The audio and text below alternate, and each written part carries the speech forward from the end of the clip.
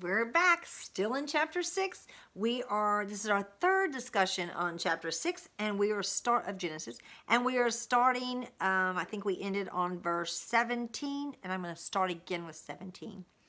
It says, "And see, I myself am bringing flood waters on the earth to destroy all flesh in which is the breath of life from under the heavens. All that is on the earth is to die." You know, the Creator is allowed to do that. I was reading Jeremiah and it talks about the potter and the clay. And the truth is, the master potter is allowed to do with the clay whatever he wants to, right? If it's not looking right, he can form it on that wheel, push it back down, and reform it. It's still that clay. It's still his creation. He has a right to do that. He's actually the owner of it, right? But he's so merciful. He is so merciful. He gives us the free will. And then he's going to do justice for those who have been faithful, right? So, all right, let's look at this. It says in verse 18, "And I shall establish my covenant with you, and you shall come into the ark, you and your sons and your wife and your sons' wives with you. And of all the living of the flesh, 2 of each you are to bring into the ark, to keep them alive with you, a male and a female." All right. First of all, we know, like I said earlier, there's probably others who were DNA was not contaminated, people who were righteous people, but just not supposed to be held on or preserved through the flood. They died, but they were still righteous. They died before. It's very possible when people are, well, where did the wives come from? Well, one of two things. One, they came also from families that had not perverted themselves, right? Or 2, they're Noah's kids. That's a weird thought. I wouldn't go there, but I'm just throwing out there things to think about. I mean, if he and his wife are producing righteous seed, then maybe, they're not mentioned. We don't know anything about them except for they too are going to be preserved, I guess you're going to say. They too are going to have good DNA. And let me just throw this out there. I know that people go back to chapter 6, verse 2 and say, "But the sons of Elohim saw the daughters of men and saw they were good." And that's why they'll go, well, see, these are daughters of Cain. Because the righteous men were of Seth and the bad women were of Cain. But it doesn't say that, okay? If that were the case, again, then the Lord would be preserving evil through. He would be saying, yeah, this evil, I'll just take it anyway. No, he's preserving all good. Otherwise, he would have just taken some animals, but he takes very specifically, he calls the ones that hear his voice that come. We're going to talk about that in chapter 7, so I don't want to jump ahead of myself. Anyway, so these sons have wives, okay? Obviously, you're going to have to take some women with you, because if you don't, we got one woman, that's their mama. So the Lord makes sure that they have wives. Let's also notice this. It's only the 8 of them that go aboard, no children. So I just wonder, were the women, now, they're in their 80s, they're older. So were the women brought on at the end, so there was no time to have children yet? Or did the Lord keep their wombs shut until the proper time? I kind of lean towards kept their wombs shut. Because I can tell you now, if I was on an ark, well, okay, that's probably not right. Okay, people, if you're on an ark with your spouse, you're on there for about a year, you going to tell me nothing happens? Unless you're in hibernation, which is possible. But if you're not in hibernation, are you seriously never going to put yourself in a position of getting pregnant? If you do, it's going to have to be at the end when you walk out, because it's not going to be at the beginning, or you're going to have a baby on there, right? So either the Lord held their wounds or whatever, but there are no babies getting on the ark and starting this journey. And there are no babies coming off. But babies could have been in their mama's belly at that time. But whatever it is, however it happened, the Lord preserves these women to not have children until a certain time. We don't see it happening when they're getting on. So they have their spouses. Everyone has their mates. Well, of course, because remember with Adam, it was Adam and he's naming all the animals, right? He names all the animals and then he's like, there wasn't a mate found for him.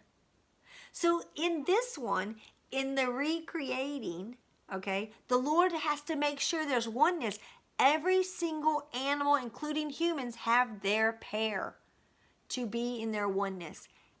Because it's recreating. He's going to recreate. Everyone's in their oneness. So there's 2 by 2 in order to prepare the way of the flood, to prepare a new creation of the heavens and earth, or of the earth, I should say. All right, so 2 by 2, male and female. Verse 20, and the birds after their own kind, and the cattle after their own kind, and all creeping creatures after that were on the ground after their own kind. 2 of each are to come to you. Keep them alive, to keep them alive. They're going to come to you. They're submitting, they're coming. They've heard the word, they've heard the call. The Lord's called them, and they're coming to Noah. Noah is not out looking for them. I mean, when it's like this, you don't have to look. The Lord just brings it to you, right? Verse 21, as for you, take of all the food that is eaten and gather it to yourself, and it shall be food for you and for them. And Noah did according to all that Elohim commanded him, so he did. Interesting. Again, we have Elohim. So we have the merciful one who's talking with him at the beginning. Then we have where he's saying he's pure. Then we have, when this part starts, we have Elohim who's talking to him, right? We have Elohim who's saying, go build this, do it the way I said. I'm going to be in covenant with you. Now, I'm going back up to verse 18. And I shall establish my covenant with you, and you shall come into the ark. So the only one who's allowed to enter the ark are those who are in covenant with him. Well, we're going to end up having that again when we have the tabernacle built. Only those that go in there are the ones that have a covenant with him, who are given that job. Okay? Only those who are going to draw near like that are in covenant. This covenant began with Adam. It's continued on through that line. That covenant must be continued on so that we can have Messiah come, right? It's kind of what ties it all together. The covenants that we read throughout Scripture do not replace, they add on. Each time it strengthens the covenant that was made. It's never a replacement covenant. It's always an add-on to strengthen the covenant. There is a foundation, and then it builds upon that foundation. So, okay, that was the covenant part. And again, he makes the covenant with all those who are coming in. Again, Noah is the one, but through Noah, his children, his sons, and their wives are blessed. Hello, through Messiah, through Jesus, his children are blessed.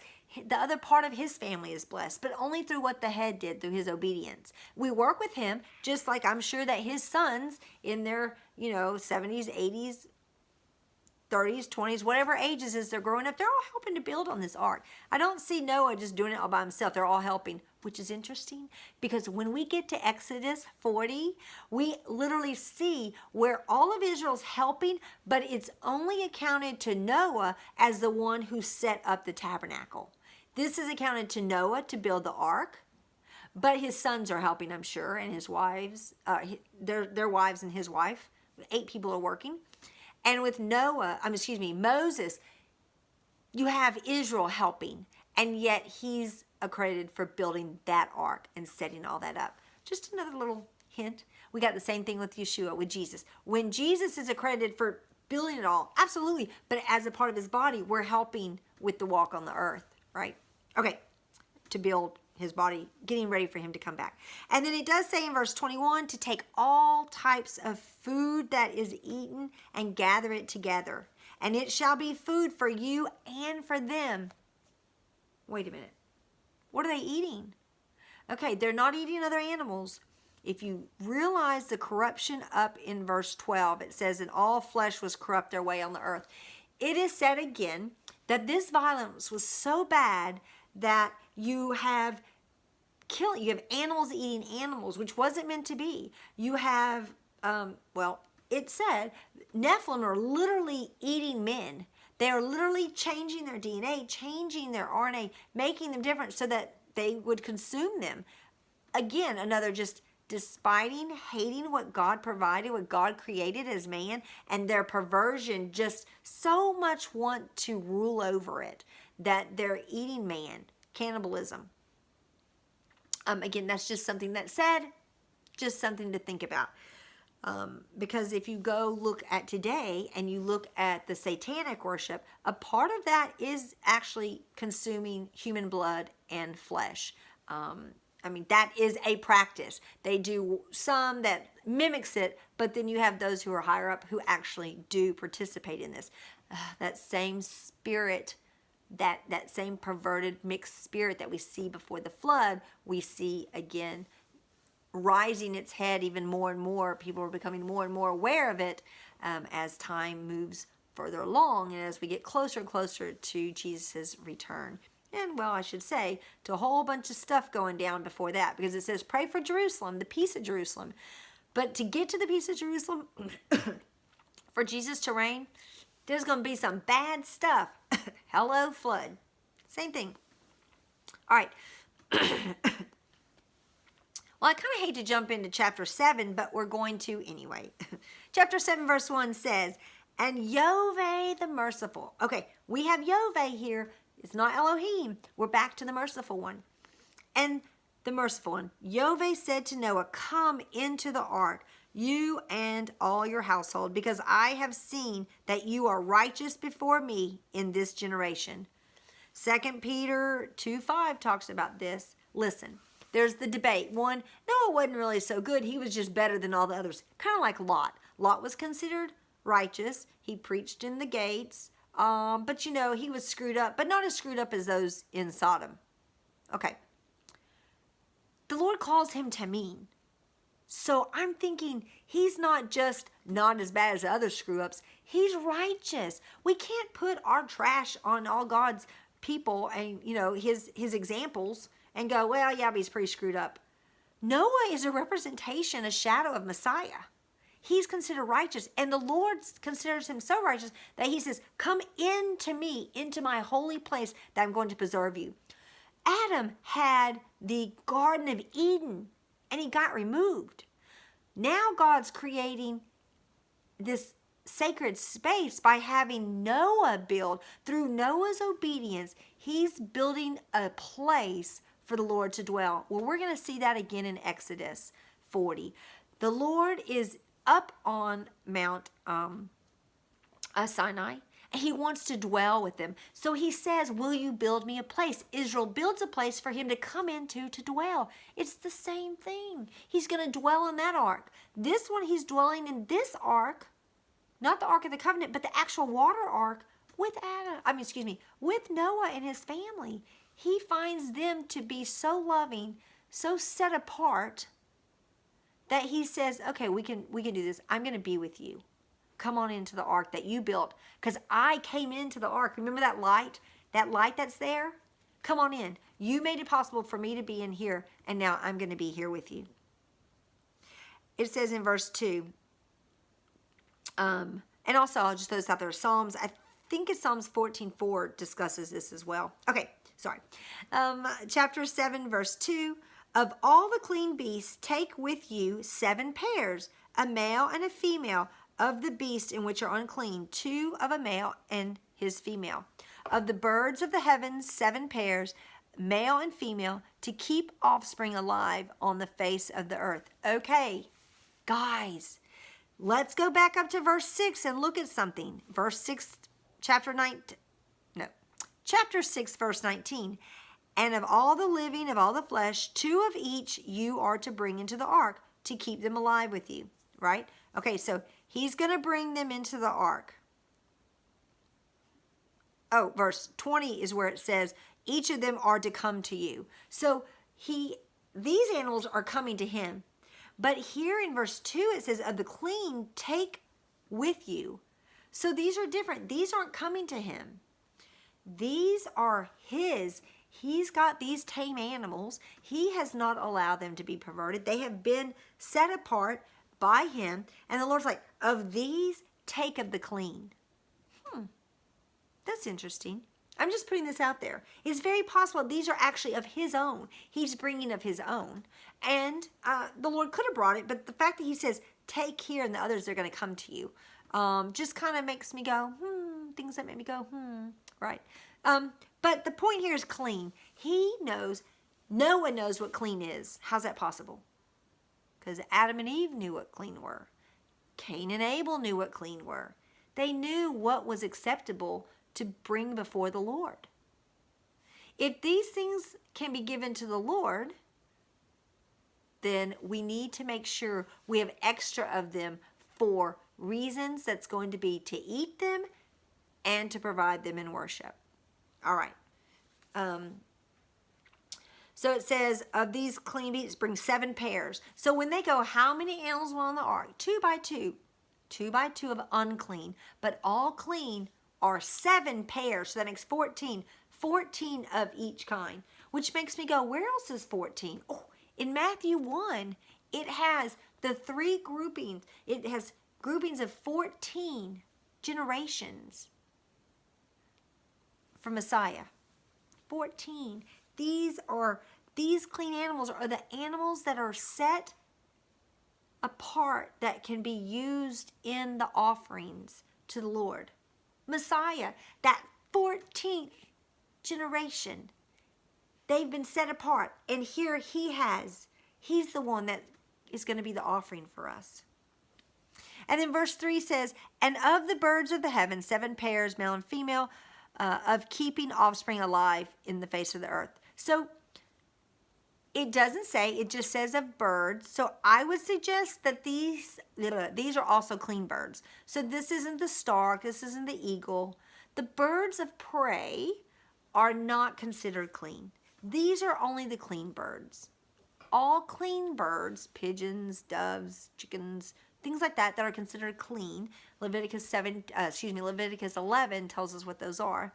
These he's bringing 7 pairs, 14 again of. It says, actually, I think we're going to end on that one because this next section is going to really start, a whole nother discussion. So we will end there. Again, let's just look for patterns. Be aware of the patterns about Noah being set in the ark, the Lord being there with him. We have what's going to happen with Moses. The Lord's in that ark so he can be with them. We have this setting aside of the clean, which are going to be used, yes, to eat, but are going to also be used to for offerings in order to continue to commune with the Lord. Cain and Abel used it to commune and draw near. So Noah, as a righteous one, totally knows how and has done this through the time. Maybe one of the only ones still worshiping according to the way he had been taught by his forefathers, Methuselah and Lamech, and all the way back to Adam. So, all right, we'll end on that. Thanks for joining me, and we should continue on chapter 7 when we get back together. Have a great day.